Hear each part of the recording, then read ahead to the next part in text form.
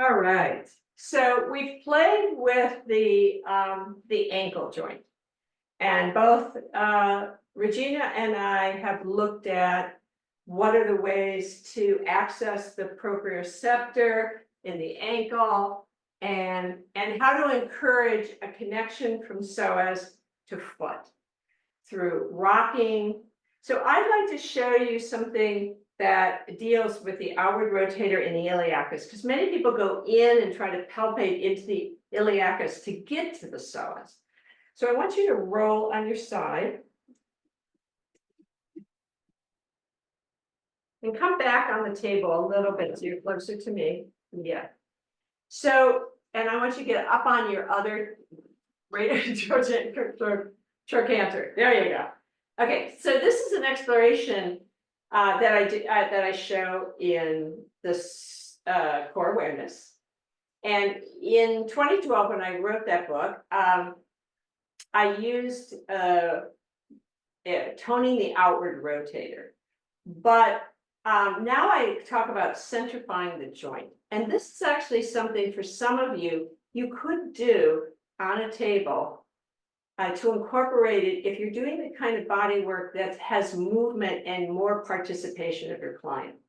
Okay, so for the relaxation of Swedish massage or bringing the person deeper into their bones, we're looking at rocking, we're looking at articulation, but that's included in that gathering and softening. But this is where you're playing with weight and moving the leg. So if I bring the leg up, I can actually do the movement for her. And I put my arm and allow the leg to, so I'm actually asking Regina to now let her leg come back in space. And when she does that, what I see is that she tends to move here in her low, in the edge, the ridge of her back. So where the pelvic rim is where she's moving, which means she moves from on this side. And this was the side that when we played with supporting the legs, didn't have as much availability of movement, of freedom, of letting go of the psoas. So that means there's probably a slight SI joint injury. So what I want is to have you participate by picking your leg up, just the height, and feeling this connection at the top of the femur to let the front of your hip socket open, maybe with a sigh and letting go. Yes, and let the leg float back in space a little bit. Nice, that's beautiful. Okay. And each time you let go through your hip socket, your leg could float a tiny bit more. Nice. Now, she could learn this on her own and would need to actually really maintain the integrity, but to just give her a hint of how important centrifugation of the joint is, I can actually help her do that. So we're here, and what we're going to do is we're going to work with opening here. So that's your knee, and your knee can't do this work. Where you get it is here. So it's not a doing, it's an imagining. You have to imagine that your joint inside of your femur joint is actually rolling a little bit away from your pubis towards me. Just imagine it like a hand is on a doorknob, it's round, and when you turn the doorknob, it actually moves, but it hasn't opened the door. So you can't do anything with this knee. You have to do it with your awareness of activation right here. Can you allow the, yes, that, and see how the iliacus starts to pop open. When it pops open, then we move the leg, and we begin to bring the leg down. See how it starts to collapse in. So let's play with that a little bit. So I want you to stay out of your knee. Okay. Imagine this rotating. And then lengthen out the leg. So what that tells me is that Regina's quads are very strong and powerful, and she's put a lot of energy into that. So I'm going to adapt it to her focusing in on the ball and socket joint by putting something between her knees. So the roller. Okay, so that brings, see if we can get you a little more on it. So it's, and bringing your knees back just a little bit. Let's see how we best, okay, I think that's good. Does that feel comfortable to you? Okay, so bring this arm back so you're more neutral. You're just kind of neutral from ear to hip. And let's just play with this one piece, which is activating this.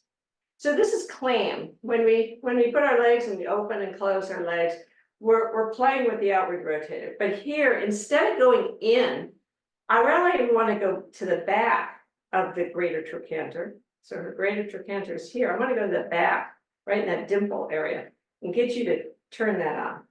So one of the ways to do it, now that your knees are supported, don't use your knees. Use that soft exhale through the front of the hip socket and begin to imagine that the femur joint, just the imagination of it rolling like a round doorknob. Yes, that's it. And can you feel how that gets turned down right there? Yes. Yeah, that's what we want. And just stay with that sense a tiny bit and lengthen out your leg from here on your own. And then bring it back again. So your job is to soften in the front of the hip socket.